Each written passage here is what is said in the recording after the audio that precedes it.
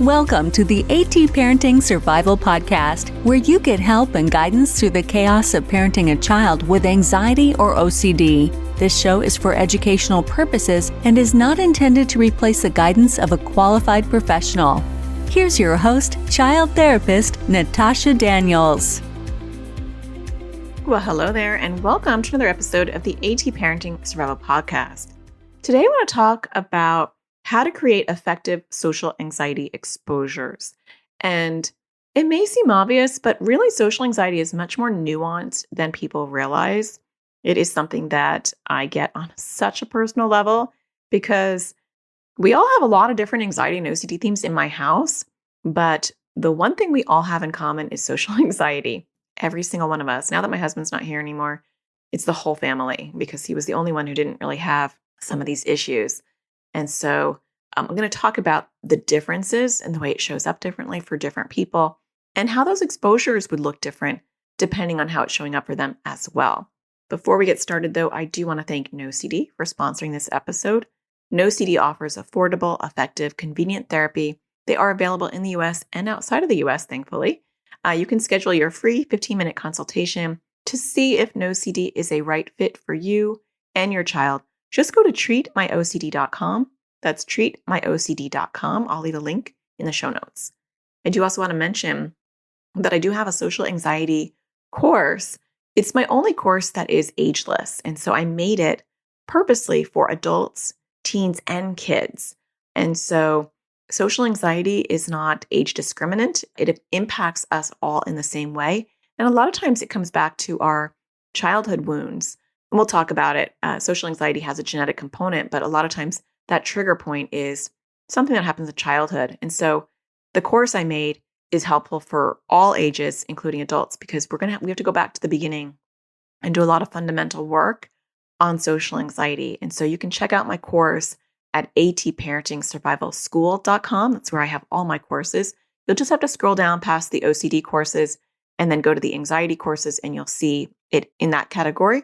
I will also leave a link in the show notes if you have access to those. So let's dive into this topic today. I love talking about social anxiety because it's just something that I live, eat, and breathe on a personal level. And it's just so prevalent in my house that it's just something that I know clinically, but I also know as someone who is dealing with it. I don't want to say struggling with it because we're not struggling, we're just dealing with it. And, all my children have it. And there is a genetic component to social anxiety, and social anxiety is actually one of the most common anxiety themes, which I find kind of fascinating. But it's not all genetic. A lot of it can be environmental. And so that genetic seed can be triggered or it cannot be triggered. And unfortunately, it was triggered in all of us. It doesn't help if your child has some social struggles or bullying. I think that's a very easy trigger for that genetic seed to sprout. That's kind of what happened to me. If you've had a childhood where, you had parents that weren't consistent, you can develop kind of a socially anxious attachment even. We won't dive into all of that, but I do find it fascinating how it can be impacted in different ways and show up in different ways. So a lot of times people think that, and if you've heard me talk about social anxiety before, you've heard me talk about this, and so you may already understand this, but a lot of times people think social anxiety is synonymous with social difficulties, like a lack of social skills, afraid to be social. And that's really not accurate at all. Yes, some people develop those things or have those things. And maybe a large amount of people with social anxiety struggle with their social interactions. But you can be an introvert or an extrovert and have social anxiety. You could be incredibly outgoing. You can have really good social skills. I feel like I have very good social skills, but that doesn't preclude me from having social anxiety. My uncle was in town a couple of months ago, and I was talking about my social anxiety, and he's like, I don't see the social anxiety. Like, you're very social. Like, you're very easy to talk to. And it's like, that's not what social anxiety is, though. It is the fear of rejection, criticism, embarrassment, feeling like you're not enough. There is a relationship with self-esteem when it comes to social anxiety, because with social anxiety, we look for external validation. And if we don't get that external validation, then we are not okay. because our stability, our rock, depends on that external validation. And that's really at the crux of social anxiety is you define me. I don't define myself. You define me. So if you say I'm not enough, then I'm not enough. And so I become anxious about how you view me because I need that validation in order to feel whole. That can impact a whole bunch of stuff. It can impact our relationships with strangers, friends, partners, parents, in the school environment, in the work environment. It can be debilitating. And so it can show up in different ways. And so the first thing is understanding how it's showing up for your child or yourself and understanding your core fears around that. And I'll use my family as an example just so that you can understand the different flavors of social anxiety. I'm an introvert, and it took me a long time, and it's still a process, it's still a journey, to separate out what is me from my social anxiety and what things do I not want to do because it's me versus my social anxiety. And that has been tricky because even as I was doing exposures to overcome my social anxiety, it became this really weird question of, well, I'll give you actually a really good example. We'll just dive into this.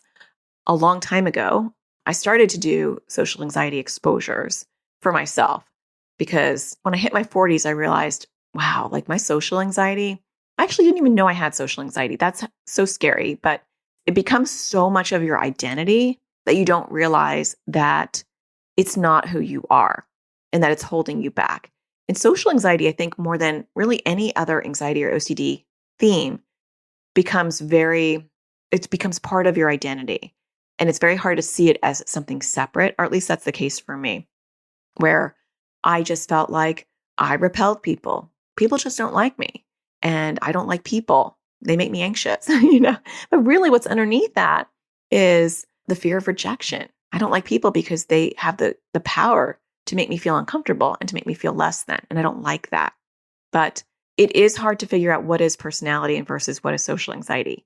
Because as I'm exploring, it's been the last decade, I've really explored my social anxiety. I realized that I am introverted and I don't like crowds and I don't like parties and I don't like small talk. And that's not because of my social anxiety. My social anxiety makes it worse for sure. But then I had to realize that that's not who I am. And I was doing these exposures in my mid 40s and I was at this training and I was signing up for things that I did not want to go to because I was trying to put myself in uncomfortable situations, things that I normally would avoid. And there was like a social mixer, like the night before this conference or whatever. And I would normally absolutely not go. And so I was like, nope, you have to go because this is part of like this whole trip is an exposure and that's a big part of your exposure. So I went with some woman that I had met at the conference and I was her ride. And there came a time when I was at this party that I was like, I'm not enjoying this. Like, it's not fun for me. I don't really enjoy small talk. There's no one really talking to me. And I wanted to go home. And at that point, I was like, my social anxiety was like, well, you can't leave because you're someone's ride. And so then it got really muddy because it was like, well, I want to leave. And I think I want to leave because my introverted self was done and I was not having a good time. But to ask someone or to tell someone I'm leaving and I'm your ride and you're in the middle of a conversation was my social anxiety. I was like, nope, we're going to just sit here and bear it. So then it got kind of confusing because it was like, I actually want to leave. And the exposure would be for me to leave and not stay. And I got really in my head in that moment because I'm like, well, what should I do? Like, is it an exposure to stay because I'm at a party and I don't want to be here? Or is it an exposure to leave because I don't want to upset this person that I just met and I'm her ride? And I'd have to interrupt her conversation because she's talking to someone. And so I was like, not sure which would be an exposure. And it really, now I have much more clarity because I've been working on this for a while, but the exposure was actually to leave because my introverted self did not want to be there anymore. It wasn't because I was socially anxious. I came, I conquered, I sat there, I was uncomfortable. I did it. I wanted to go. And to go and interrupt a conversation with someone I just met was going to be much more awkward. And so I did. I went up to her and I just interrupted a conversation in a very awkward way. And I was like, I'm leaving. Sorry. And she's like, barely looked at me. She was kind of rude. And she's like, I'll take an Uber, whatever. I'm like, okay, fine. And so, and at the end, when I got back to my hotel, I was like, was that a win or was that a loss? Because I left the party, but it was a win. And I see that with a lot of parents who misconstrue introvertedism with social anxiety. And so getting our kids to understand who they are and what things they don't want to do because it's not charging them up, it's depleting them, versus what they're avoiding, but they really want to do because they're afraid of judgment, criticism, being embarrassed or mocked. Like those are the core fears. When you're tired and you just want to leave a party, that's different. Or when your child just doesn't want to go to a party because it's exhausting. A lot of us are social sponges. Like we soak up the energy in a room. We're sensitive people. And so to be around a lot of people can be a little overwhelming. And that's not social anxiety. It's social anxiety when we feel like we're on stage and we feel like everyone's looking at us and it's embarrassing. So that it's different. And so we want to find exposures that are going to speak to that. And going to the core fear can be helpful because the core fear with social anxiety can be very different for each person. So I'm an introvert. My son's an introvert. I would say my oldest daughter's an introvert. My youngest, I always joke to her, I feel like we're the Addams family and she's like the blonde girl, like she's the odd woman out. And thankfully she has just an amazing personality and she's very, she's got a great sense of humor, but she is definitely like, one is not like the other, because she's an extrovert. She loves people. We love a lot of downtime. And she is the one that's bouncing off the walls going, I need people. I need people. I need to get out. Like right now we're in the middle of summer and we're going to be traveling a lot this summer. And so all of us are just relaxing, watching TV, like sitting by a pool. I have her signed up for camps because she just cannot not do people. She'll go crazy. And that's different than the rest of us. And that's not about social anxiety because she has social anxiety as well.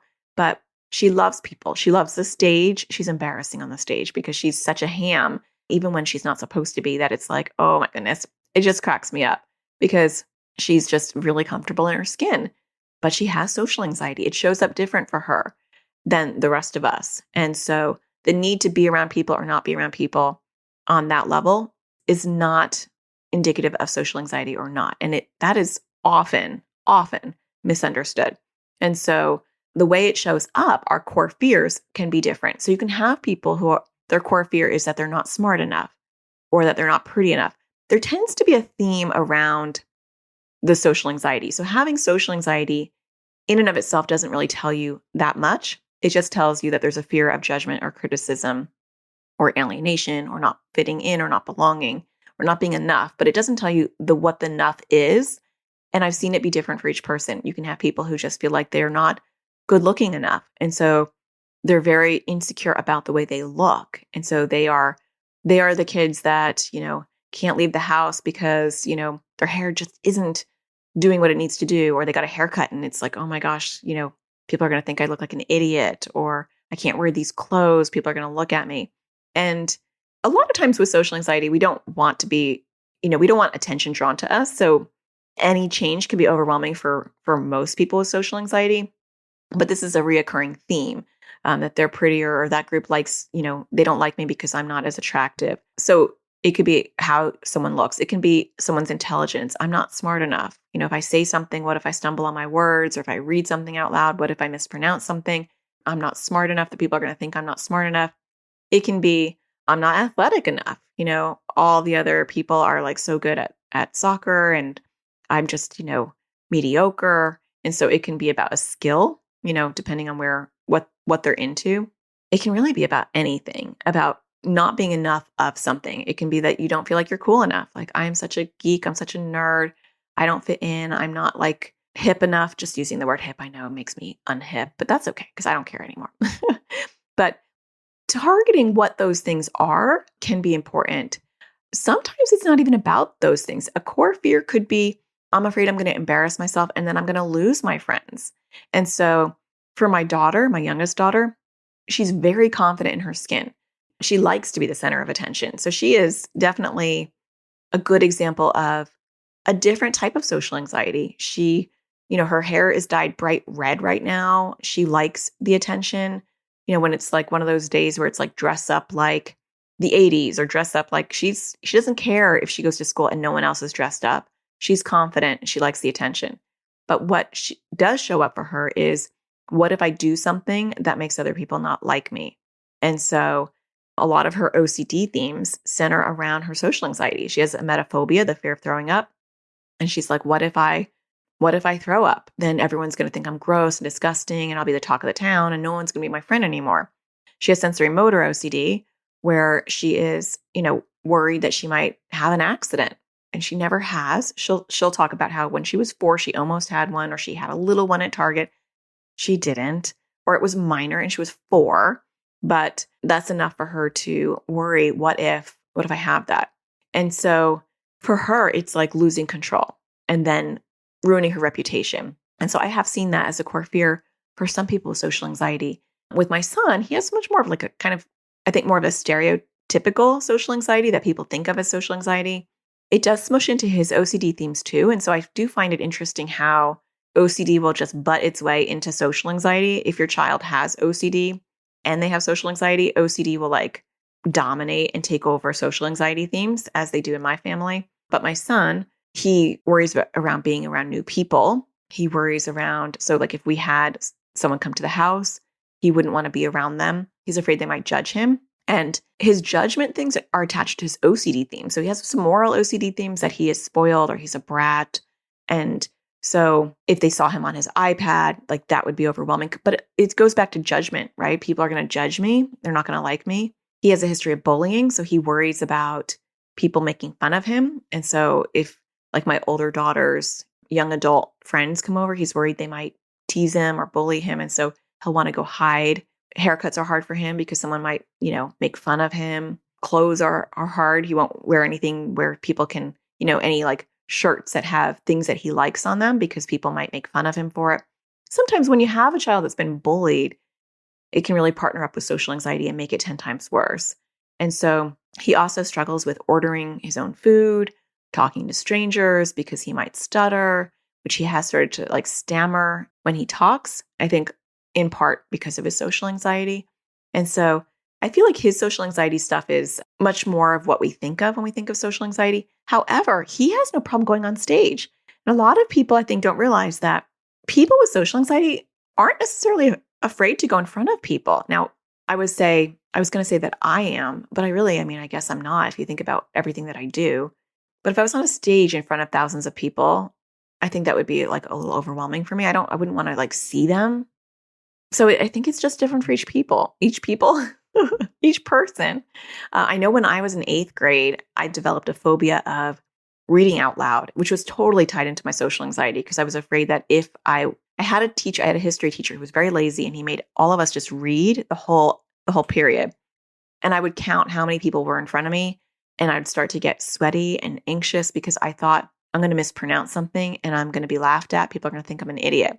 And part of what I've embraced now is, if you've listened to my podcast, like if I make a mistake or I mispronounce something, I just make fun of myself. I'm like, whatever. If someone corrects me, I'm like, okay, I'm sorry that you needed to correct me. I've had people in the past like email me and be like, mispronounce that word, or, you're saying this, but you should say that. I'm like, okay. I'm sorry that you had to take a lot of time out of your day to let me know that. I don't know what that's going on. That's something about you, not me. But I've developed a lot of thick skin around those type of things just because of the work that I'm doing now. But finding the core fear is really important. And so I think my core fear is maybe appearing dumb. That's been like a historical core fear, but it's also about social rejection, that I am not cool enough for people to want to talk to in a group setting. Group settings are the hardest for me. I think for my daughter, my oldest daughter, it's appearance. She gets really hyper focused on how she looks and feeling embarrassed. And I'll be like, we're in the middle of the desert, like in between Arizona and California, and you won't go into this gas station because your hair doesn't look good. Nobody cares. Nobody knows you. And even if they did, it wouldn't matter, but you legitimately won't see these people ever again. And so that's her theme. Like mine, not as much. I don't really care as much about what I look like in general related to my social anxiety. And so ask yourself, what is the core fear for your kids, or ask them, what's the scariest part of? You can kind of see the themes if you just play detective and you take a step back and you look at where it's showing up. So let's say you have a child who refuses to go to school and they have social anxiety. Say like, what's the scariest part of the day at school? Or, it's better to separate the social anxiety from them, personify it. So my social anxiety, I call him Paro for paranoid because it makes me paranoid. It's always like, oh, they don't like you for real, or like, yeah, that did not go down well. Nobody really wanted to talk to you. It's like really nice, friendly voice in my head. But it would be like, so let's just say your child calls it Paro. They don't, but I'm just for ease sake. You would say something like, what does Paro say will happen when you're at school?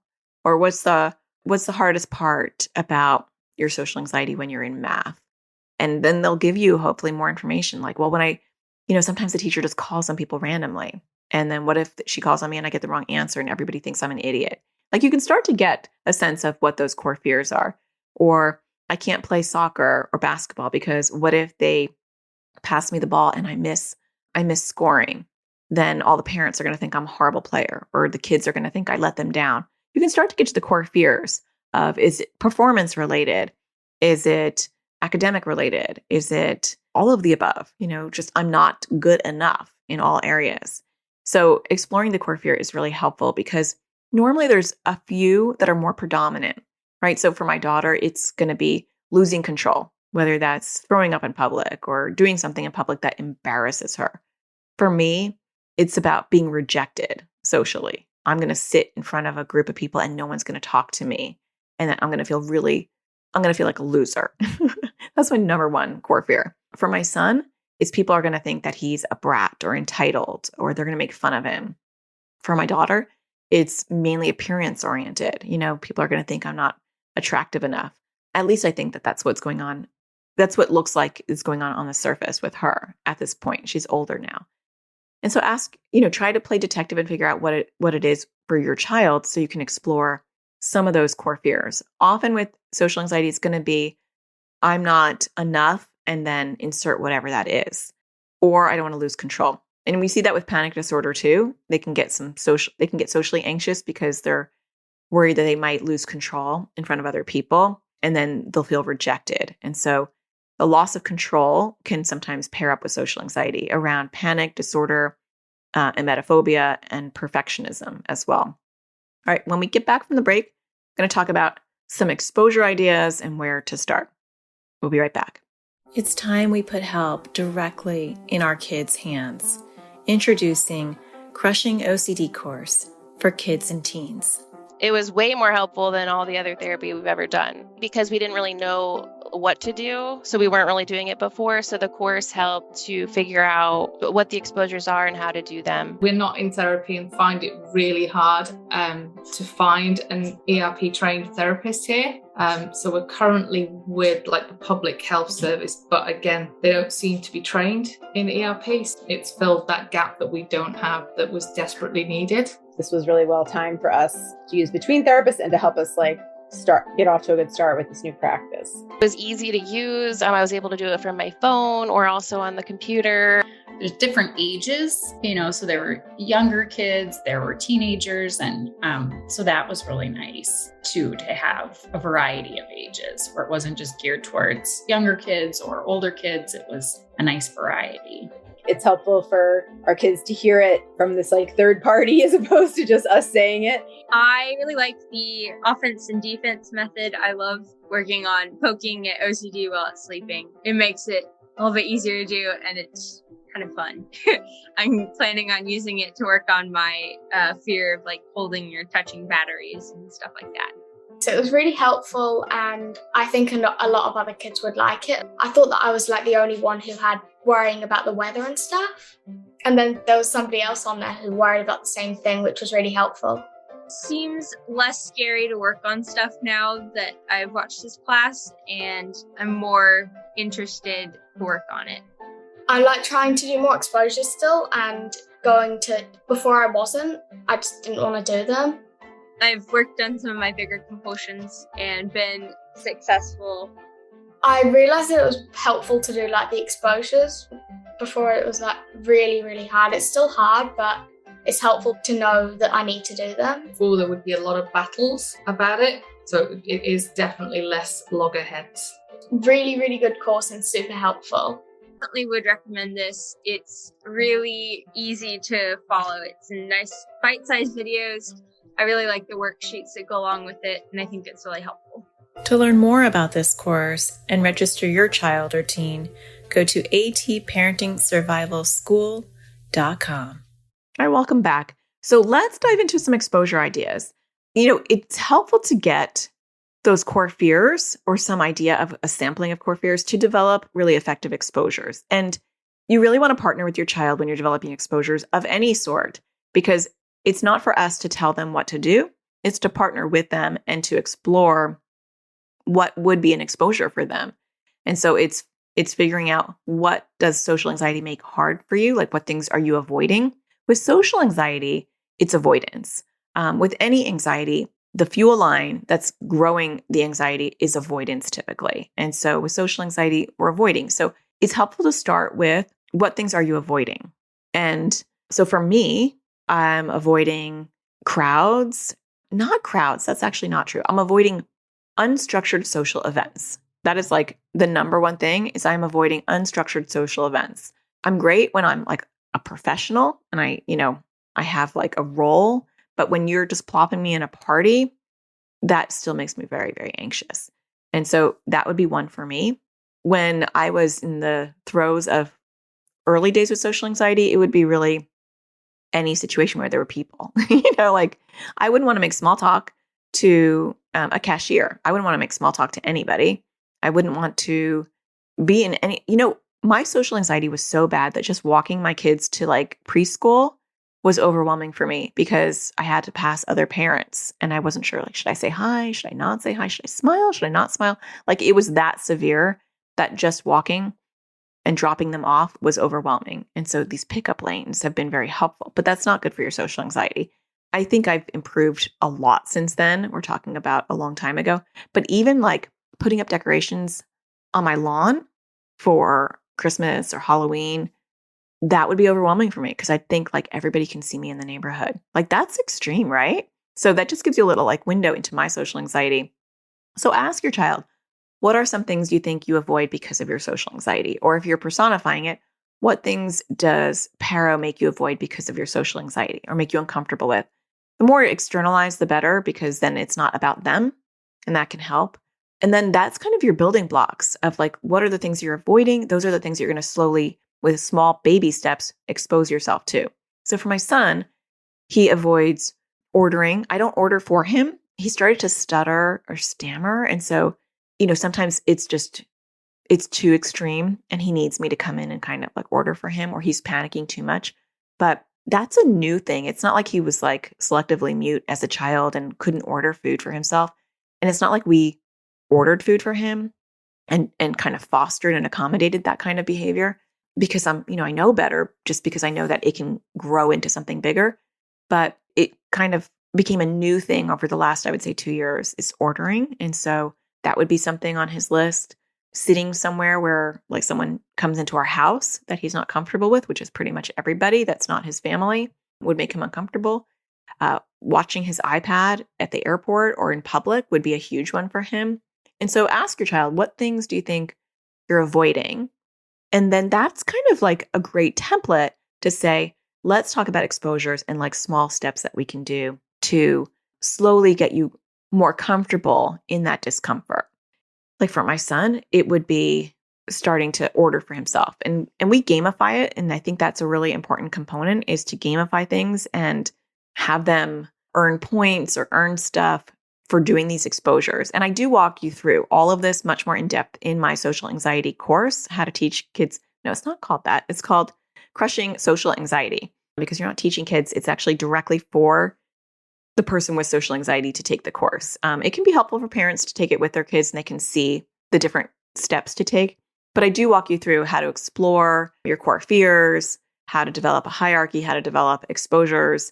I also work a lot on your self-esteem, because tied with this is self-esteem building. And so you can even do exposures that build your self-esteem, because when you don't need other people to validate you, social anxiety decreases. And I've noticed that with my youngest daughter, her self-esteem has really been growing over the last year, and her social anxiety is getting smaller. And a big part of that is because she's not needing other people to validate her. She's starting to feel valid in her own skin, which is huge. And so there is a huge component of my course that is self-esteem work as well, because that goes hand in hand with social anxiety. So for my son, we have a point system set up. And so if we're ordering or something, I'll say, if you want to get ice cream, you're going to have to order for yourself. Like we'll kind of like preface it before he goes, or I'll say you can get 5 points if you order for yourself. And so there's that incentive and motivation. Now, if my daughter was there who has social anxiety too, and I said, if you order for yourself, you get 5 points, that'd be ridiculous because she doesn't have a problem ordering for herself. For her, it would have to be something different. It would be, well, and she's a little bit trickier with her social anxiety. There's like weird little things that she'll kind of hook into. And so when she was little, like she wouldn't want to like roll her sleeves down. She thought that they would look weird, and so that was an exposure. We did a lot of throw up exposures. It's really targeting her fear of lack of control. In my practice, I've had kids who had a fear of like throwing up or doing something embarrassing. I'd have them like drop a bunch of change on the floor in the mall or something that would like draw attention to them. So that's kind of like similar to feeling like you're going to have a panic attack or you're going to throw up. It's like drawing that attention to you due to a mistake. Or I've had kids purposely raise their hand and give a mistake or say the wrong answer. But the important thing to recognize when you're trying to create effective exposures is tapping into their core fear and then developing exposures that are small enough steps that are not jumping off a cliff. It's like finding that edge. I often talk about that. It's like finding that edge of discomfort that it's not off the cliff, but it's not comfortable, because you don't want to push someone over the edge and then they never want to do an exposure again. And then it almost reconfirms why they should be anxious about that.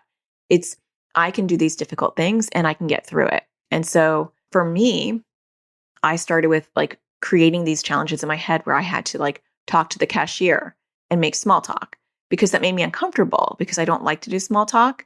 Now, I don't do small talk now, even though I did those exposures. It was just to flex my discomfort in small talk. I can do small talk, but I don't like to start conversations. That actually was more of a social anxiety thing. Starting conversations was hard for me. If someone came up to me and talked to me, not a problem. But initiating a conversation with a stranger for no reason, that was a bit uncomfortable. Now it's not, but I choose not to do it because that's not my personality. I'm friendly, but I don't want to talk about the weather when I'm checking out.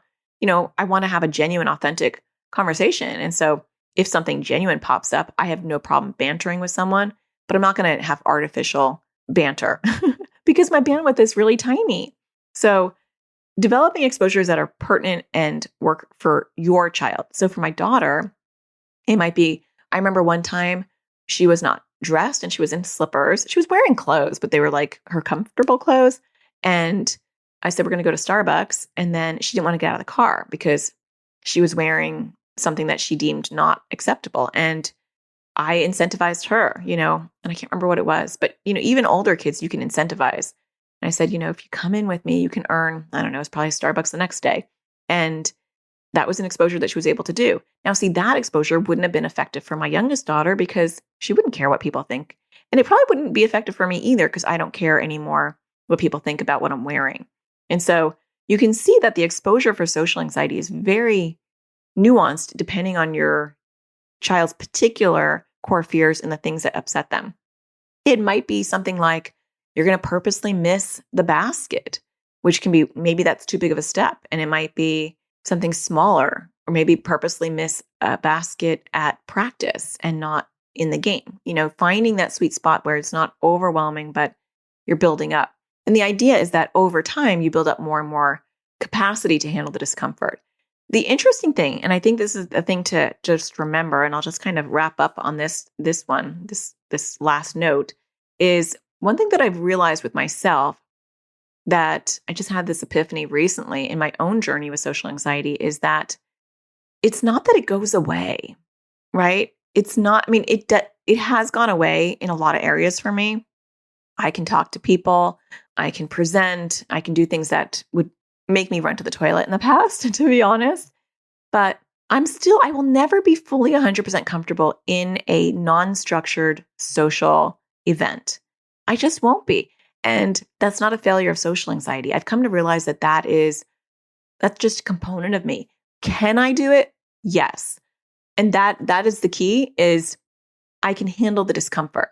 It's not a failure that I'm still uncomfortable in those situations. And I've only realized that recently, where I'm like, oh my gosh, why am I still so uncomfortable in a non-structured social event? Like, I have done so much work on my social anxiety.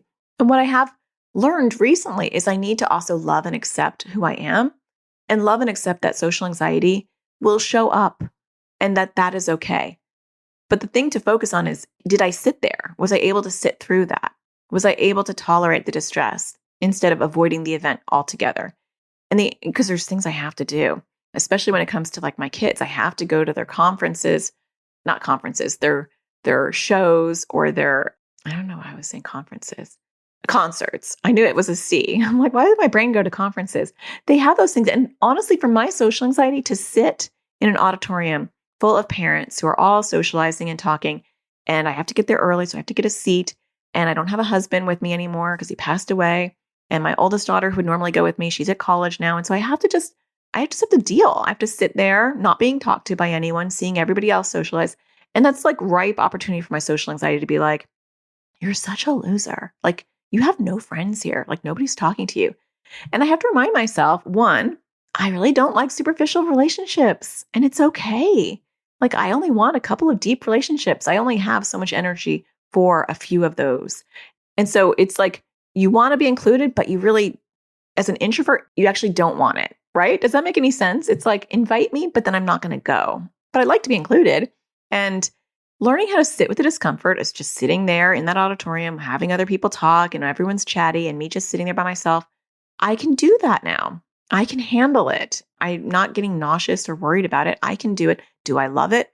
No, I do not, but I can handle it. And that's the goal for our kids too. It's like, they may never love meeting new people or going to a party or being in a social situation, but can they handle it? And that's what we're doing. That's what we're doing with exposures. So I hope that was helpful for you. I hope that deep dive on social anxiety, and just using my family as an example of the nuances of how it shows up in such different ways for different personalities, and honoring the introvert in your child, right? Because maybe they just are overstimulated and they genuinely don't enjoy meeting new people or socializing. And maybe they only have enough bandwidth for a few of those interactions. And it may not be social anxiety. It might just be, it's not my thing. And so learning how to differentiate that can be really helpful. Well, I hope that you enjoy my podcast in general. Don't forget to hit a star and rate it wherever you consume your podcast. If you have a few extra seconds, I always really appreciate it if you leave a review.